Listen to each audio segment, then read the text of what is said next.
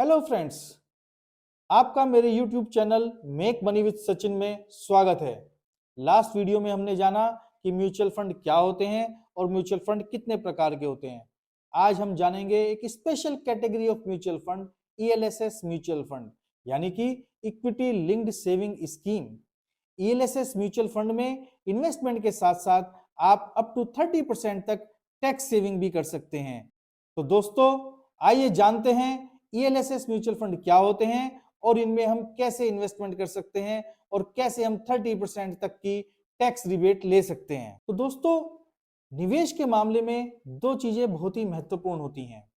एक तो आप सही जगह पर इन्वेस्टमेंट कर रहे हैं और दूसरा आपको उसमें अच्छे रिटर्न मिल रहे हैं और उसमें आपको टैक्स रिटर्न भी मिल रही है क्या।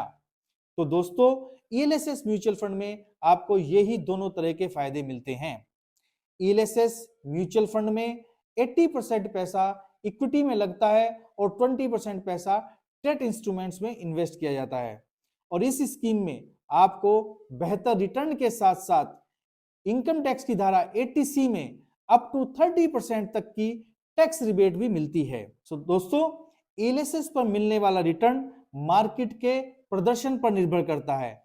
इसमें आप जितने लंबे समय तक इन्वेस्टमेंट करते रहते हैं उतने ही समय में आपको अच्छी रिटर्न मिलती है।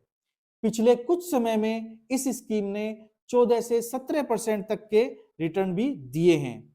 एंड ELSS म्यूचुअल फंड में 3 साल का लॉक इन पीरियड होता है, जो कि अगर हम अदर टैक्स सेविंग इंस्ट्रूमेंट्स का कंपैरिजन करें तो उसमें सबसे कम होता है। तो दोस्तों, आइए करते हैं comparison between different tax saving instruments में। तो सबसे पहले हमारे ख्याल में आता है बैंक एफडी। अगर हम बैंक एफडी में कुछ भी निवेश करते हैं तो उसका लॉक इन पीरियड होता है 5 साल और उसका रिस्क प्रोफाइल बहुत लो होता है, क्योंकि उसमें आपको फिक्स्ड इंटरेस्ट रेट के बेस पर रिटर्न मिलता है और उस पर जो आपको रिटर्न मिलता है वो भी टैक्सेबल होता है। दूसरा इंस्ट्रूमेंट आता है NSC। उसका भी लॉक इन पीरियड दोस्तों लगभग 5 साल का होता है और उसका रिस्क भी प्रोफाइल भी लो होता है और उसके इंटरेस्ट पर भी आपको टैक्स देना पड़ता है। तीसरा इंस्ट्रूमेंट है PPF, जिसका लॉक इन पीरियड है 15 साल और जिसका रिस्क प्रोफाइल है लो। इसके इंटरेस्ट पर कोई भी टैक्स नहीं लगता। चौथा टैक्स सेविंग इंस्ट्रूमेंट्स है ELSS।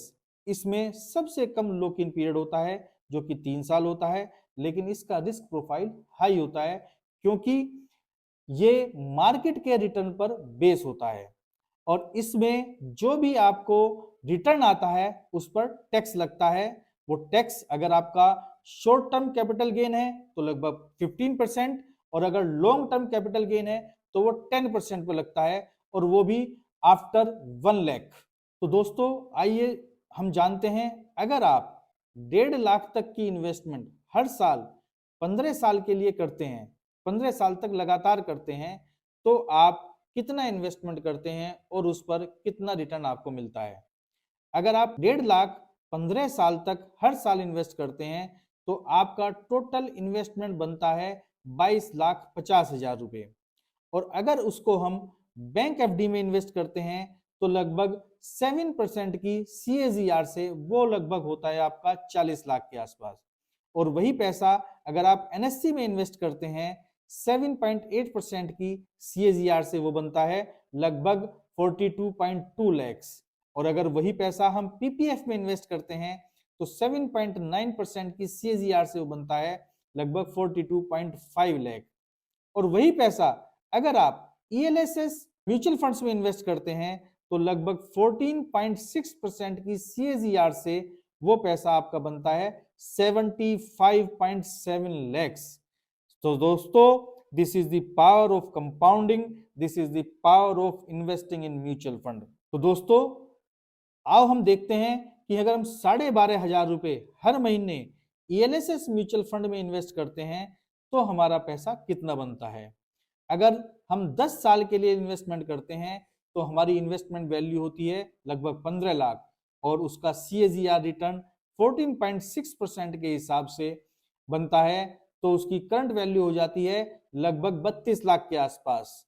अगर हम 15 साल के लिए सेम अमाउंट इन्वेस्टमेंट करते हैं तो हमारी इन्वेस्टमेंट अमाउंट बनती है 22.5 लाख। और अगर हम उसमें CAGR रिटर्न जो लास्ट प्रीवियस ईयर का के बेस पर निकालते हैं तो 14.1% के हिसाब से करंट वैल्यू उसकी बनती है 70.5 लाख।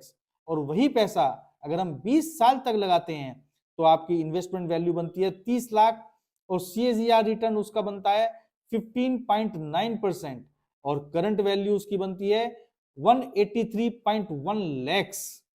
सो दोस्तों, ये है पावर ऑफ कंपाउंडिंग, ये है power of mutual fund. So stay invested. Thank you. तो दोस्तों, आपको मेरा ये वीडियो कैसा लगा?